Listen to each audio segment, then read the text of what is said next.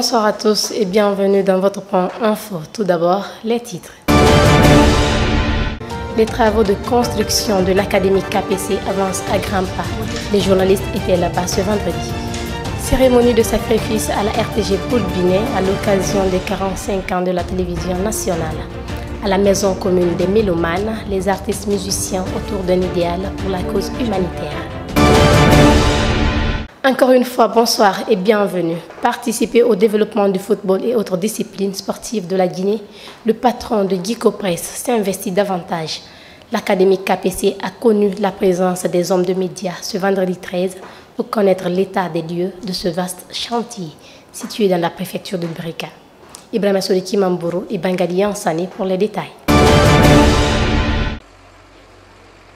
Bâti sur une superficie de 30 hectares, dont 13 sont en cours de réalisation à 90%, nous sommes à l'Académie KPC pour une mission de visite de travail. Cette initiative vise à connaître l'état d'avancement des travaux de construction de cette infrastructure sportive.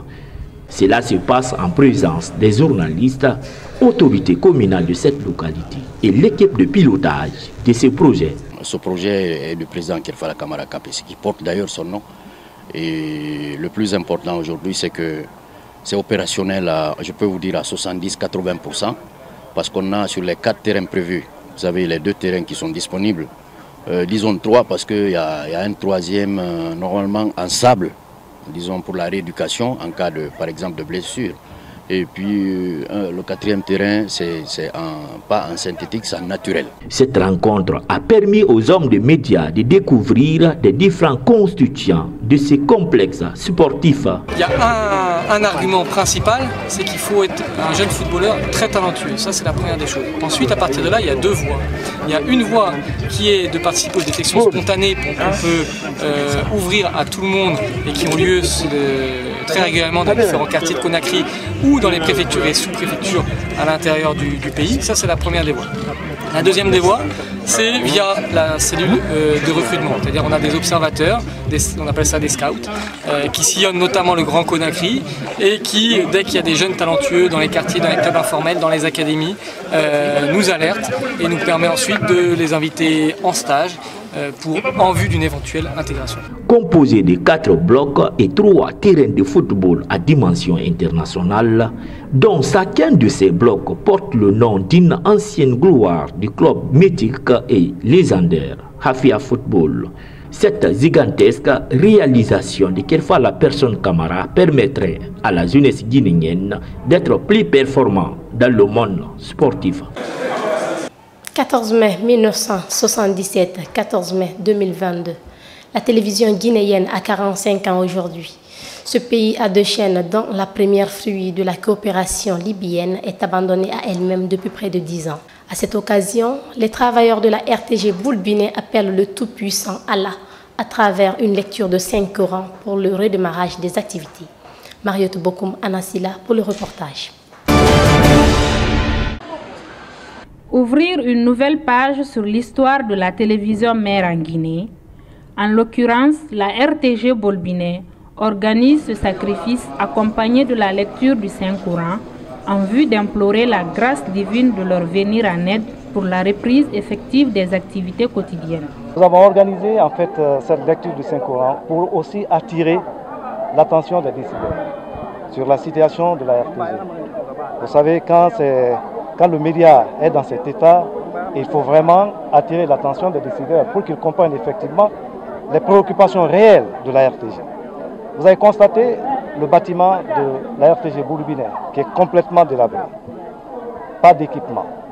À Koloma, c'est presque la même situation.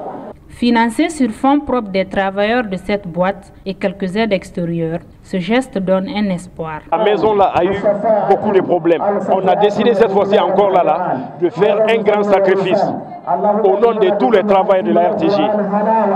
Nous avons tenu à nous rapprocher de Dieu et à nous confier à lui et aussi à confier nos autorités au Seigneur pour qu'il puisse vraiment guider leurs pas dans l'accomplissement, n'est-ce pas, de leur mission, de leur vision pour la Guinée. Créé en 1977 par le guide libyen Mohamed Kadhafi pour une assistance au peuple de Guinée, ce joyau connaît aujourd'hui un arrêt total des activités par faute de financement et d'accompagnement et occasionne le chômage sur ses informateurs informés. Pendant ce temps, d'autres restent gravement malades et ne bénéficient aucune prise en charge de la part des autorités. Pour terminer, parlons culture dans ce journal. UNAMGI, Union nationale des musiciens de Guinée, se sont donné rendez-vous à la Payotte dans la commune de Dixine pour mettre le point sur les i, afin de qualifier la culture guinéenne. Lakra Sissoko et ses hommes n'ont rien caché pour l'amélioration du contenu des messages dans les morceaux. Mariamba et Bangali Ansane pour le reportage.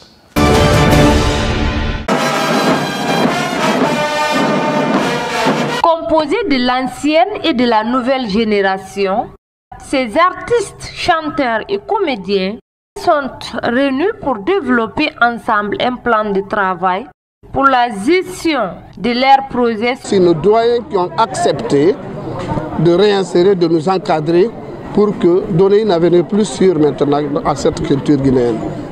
Si les pépinières ne sont pas arrogées, nous qui sommes là, nous serons responsables dans l'avenir, ça va nous rattraper un jour. Voilà la raison fondamentale. Des avis partagés n'ont pas manqué lors de cette retrouvaille.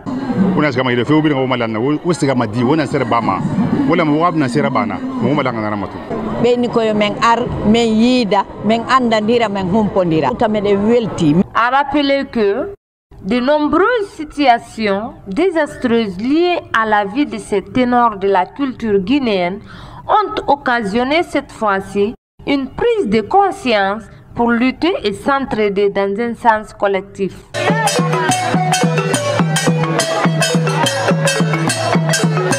C'est la fin de ce journal. Merci de l'avoir suivi et bon début de week-end à tous. www.alicomguinée.com et Alicom TV Guinée, au cœur de toutes vos actualités guinéennes et internationales.